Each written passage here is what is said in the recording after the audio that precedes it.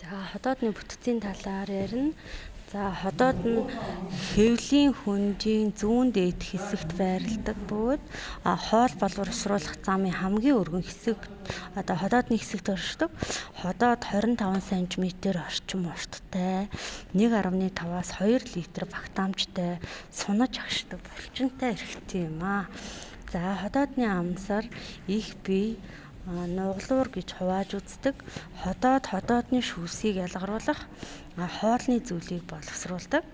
За хотоодны хананд хотоодны саласт бүрхүүл, салстын доор суур, булчинлаг бүрхүүл, гялтан бүрхүүл гэсэн хэсгүүдтэй. За хотоодны үүрэг болохоор хоол тэжээлийн зүйлийг нөөцлөх үүрэгтэй. За мөн шүүрлийн үүрэг гүйцэтгэх нь. За хөдөлгөөний үүрэгтэй. За мөн хоол бид орсон бие махбодод орсон хоол тэжээлийг шимэгдэх үүрэгтэй. Мөн ялгаруулан гаргах үүрэгтэй. За дотоод шүүрлийн үүрэгтэй, цус төлжүүлэх үүрэгтэй. За мөн цусны pH шиг тогтмол байлгах ийм үүрэгтэй.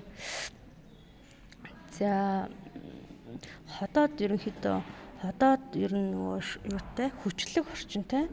За хотоодны шүүрлийг дотор нь гол ис, хучаас ис, мукоцит эсүүд гэж 3 хуваадаг.